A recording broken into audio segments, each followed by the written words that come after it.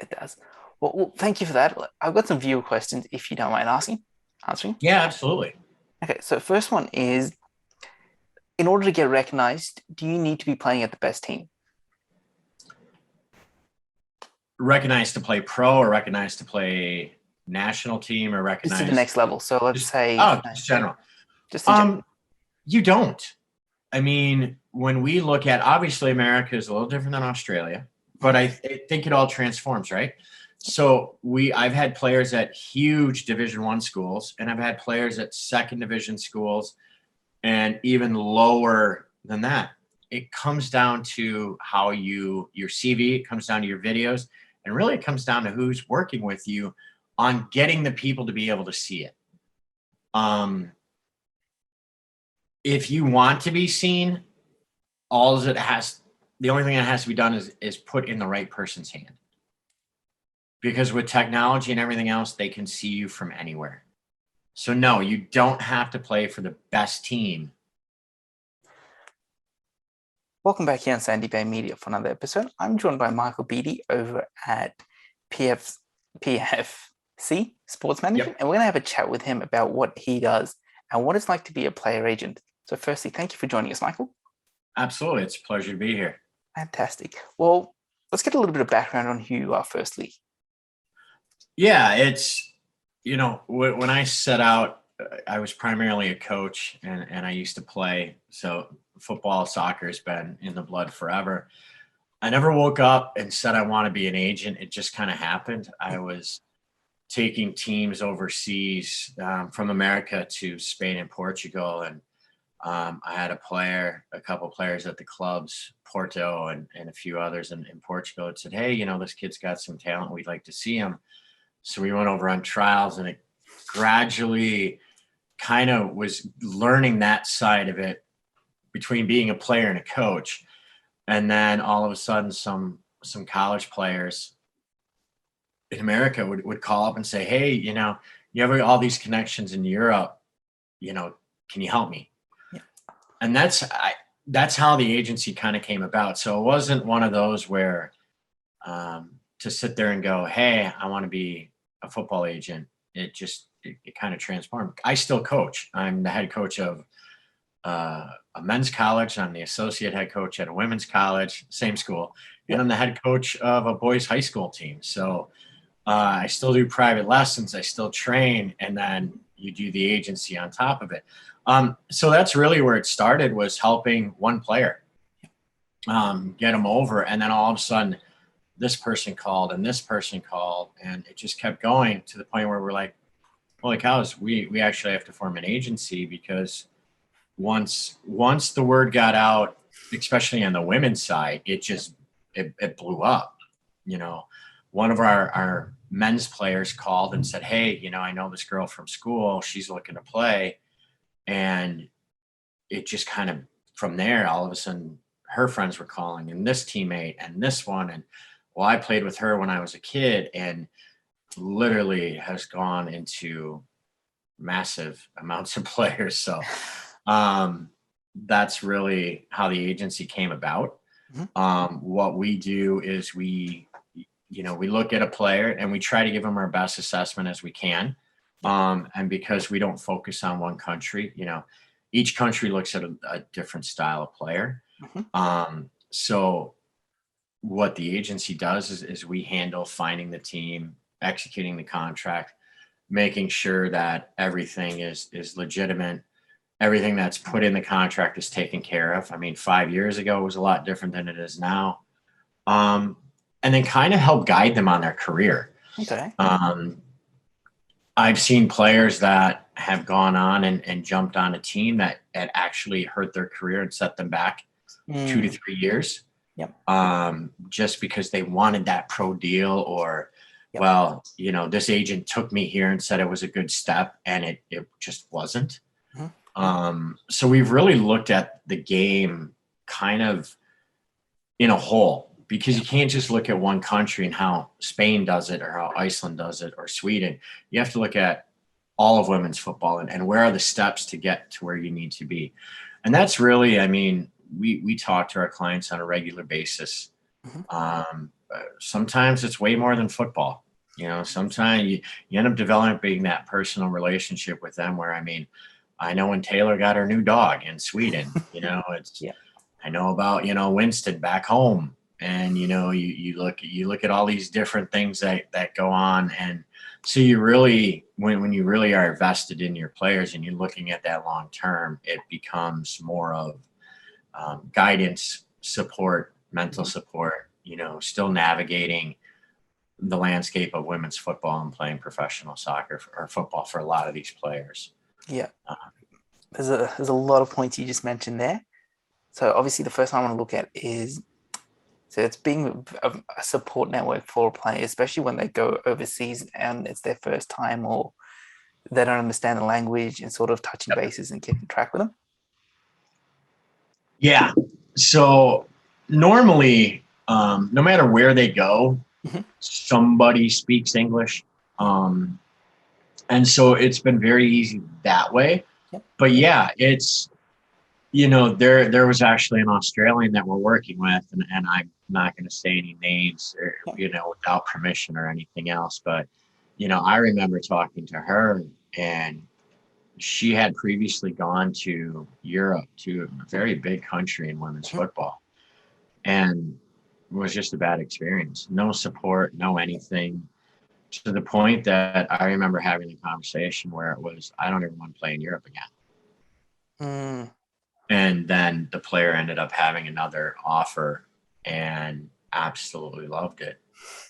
But, and the whole thing is, we talk pretty much, I would say, every other week at least, and a lot of times it's, it ends up being 45-hour calls, where you touch base on, what's going on. And that's the other thing, is we learn so much from we talking to the players. Because each player has a different experience, because each player is a different individual. Correct. So I've had, 3 or 4 players at the same team, and 3 of them loved it and 1 of them hated it. Why did that one player hate it? If you don't really talk to them or figure out why or what their concerns are, you can't really understand what's going to work for them and what's not. Yeah. And that's the other thing, is also it helps you when you get those newer players, or those other players coming in, where you can sit there and, I've had players in the past, coming out of college or university, hey, I want to play in Europe. Okay. My first thing is, well, what's your goals and desires? Where do you want to get to? Where do you want your career to take you? I want to play for the best teams in the world. I want to get to, Barcelona and Chelsea and Bayern Munich and PSG and Lyon. It's like, someone's got to be honest with you. Good to push for that. The actual of that happening, and you have to be honest with them, is like 0.1. I mean, are you a national team player? No. Have you ever been called into youth national teams? No. Okay. Super hard for that to actually happen. Are you willing to earn and take the steps to get to that highest level? Well, no, I only want to sign in the top league of France or Spain. Well, we're not the agency for you, because that's not going to happen. Yeah. So you get to learn what the players go through, especially on the women's side. It's not the same as men. They're not treated badly or anything else. There's just not a lot of money in it. And players have to be prepared coming into that. And it's going to take you a while to take those steps to get to that highest level.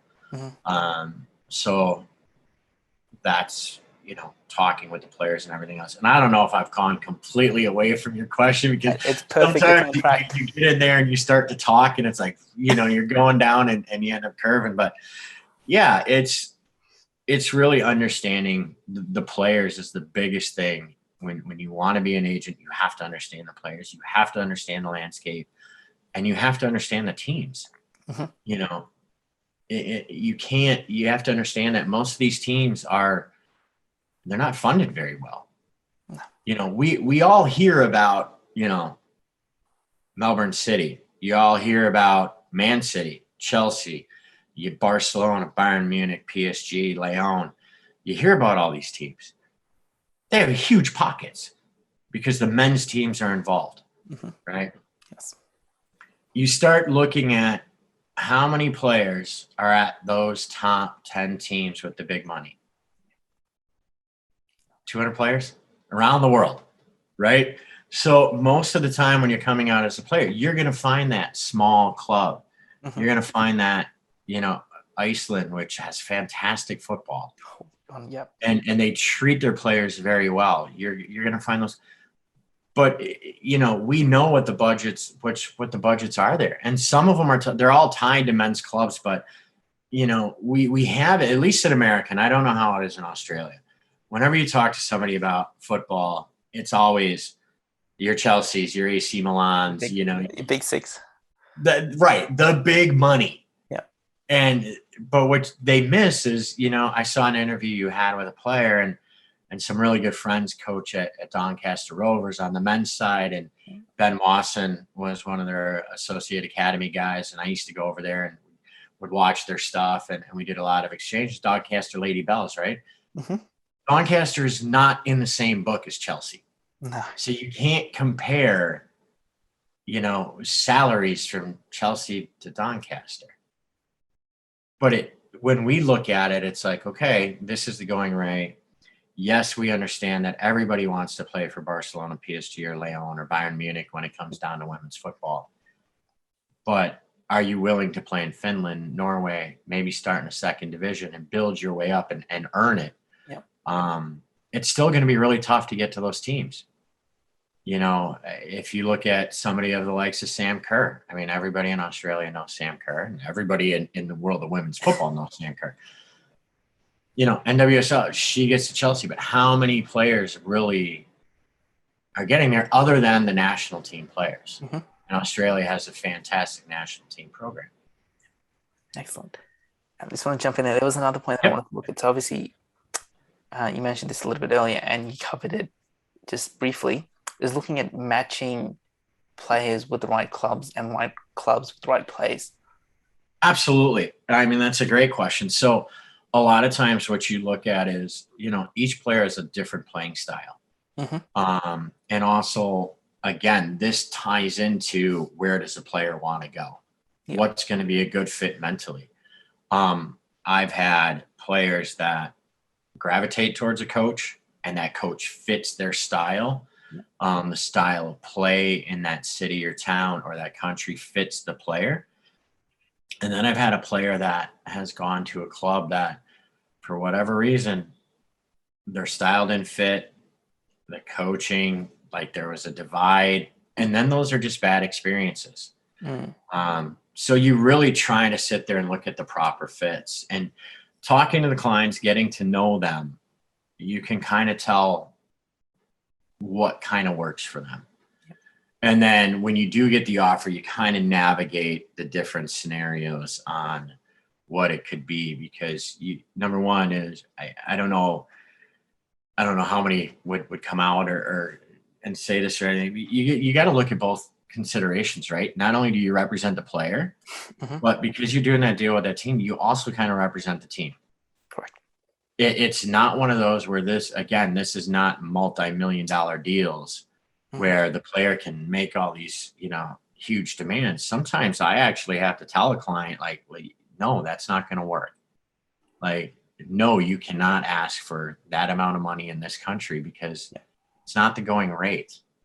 And the cost of living between the countries are different. And you're not at that level.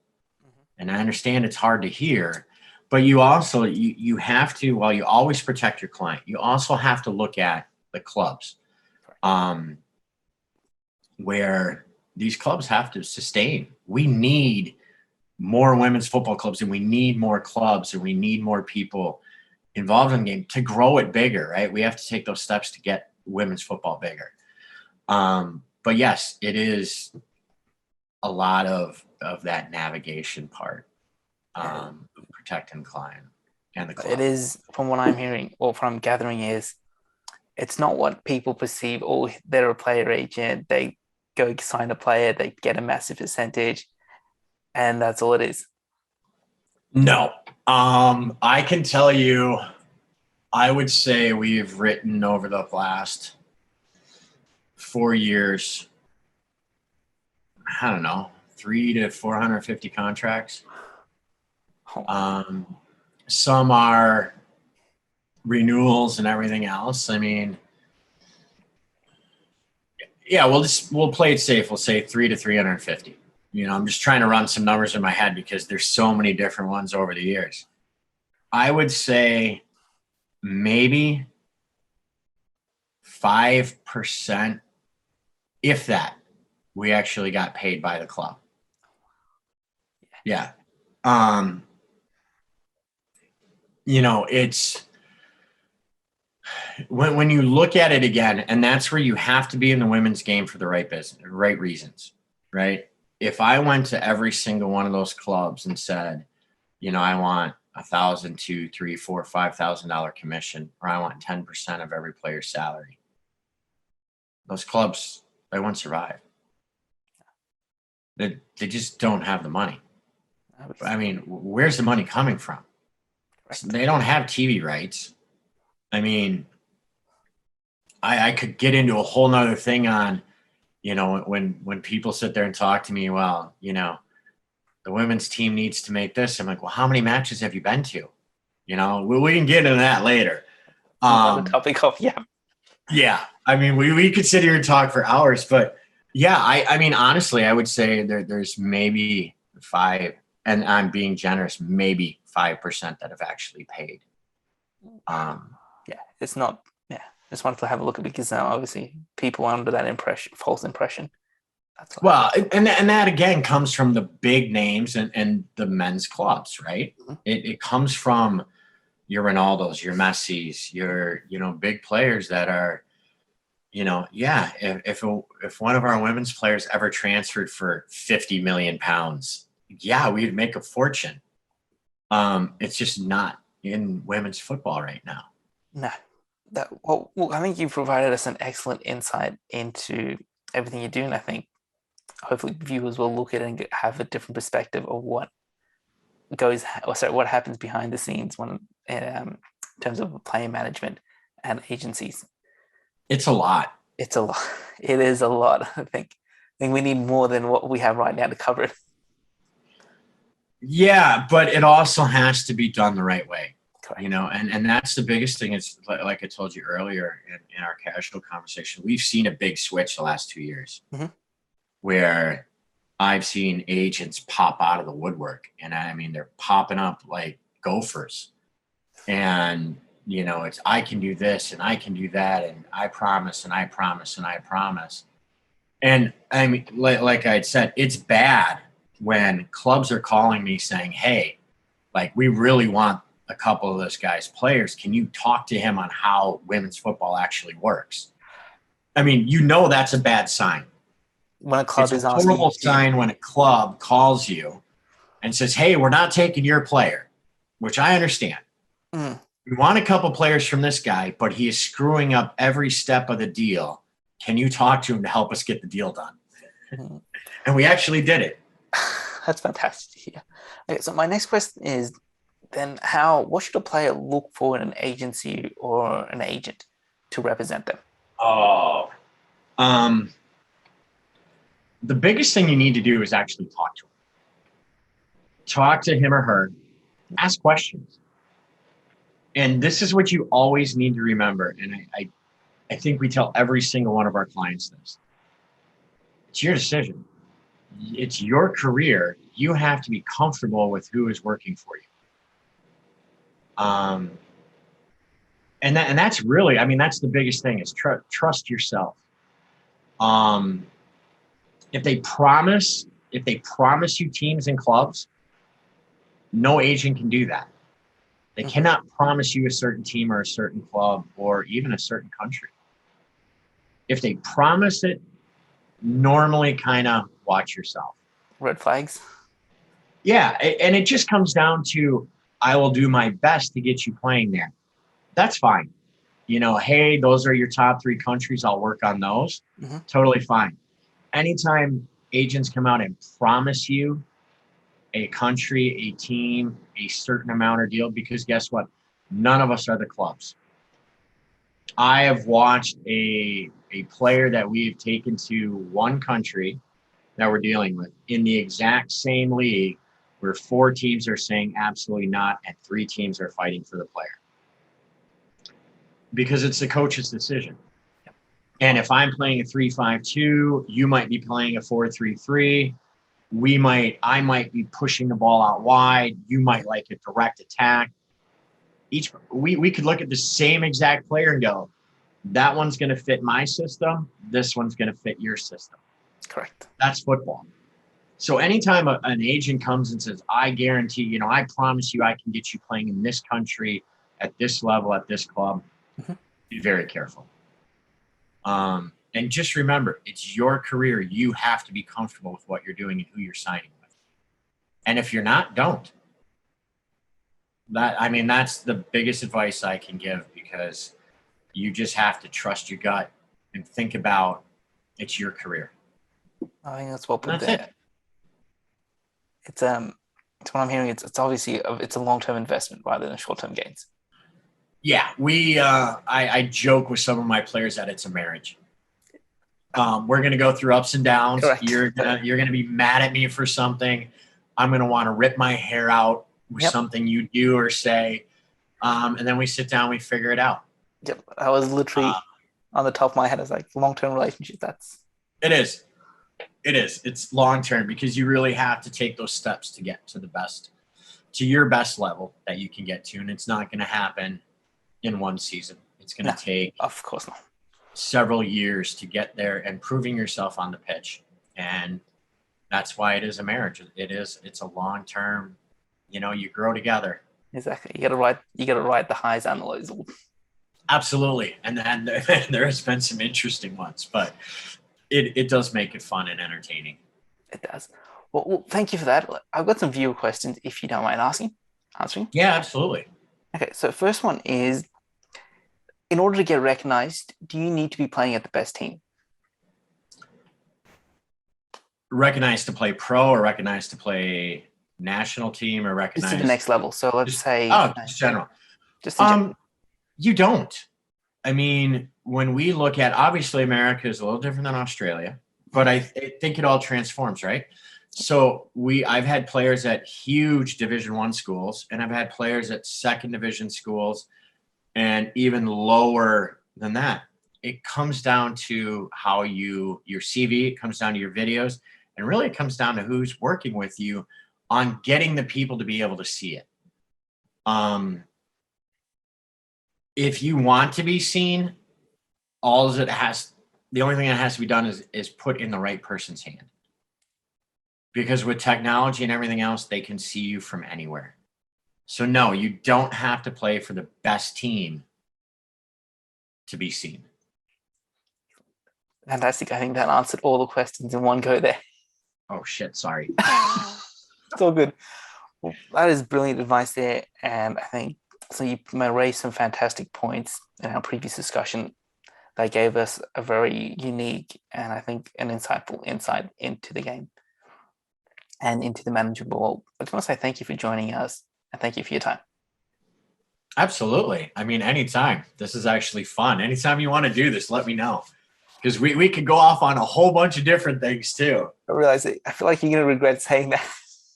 No, the whole thing, and this is on, we're involved in this game because we love the game. That's it. Right? I mean, I coach with a great coach in America that, he was coach of the decade for a 10-year span on women's high school football. And he and I coached together for a couple years. And anytime we're having a tough day, we look at each other and say, at least we're not digging ditches. We get to coach football. We get to work with players. We get to work with clubs. I can literally wake up any day of my life and go, I'm going to go to the office and I can sit down in front of the TV and watch a soccer match.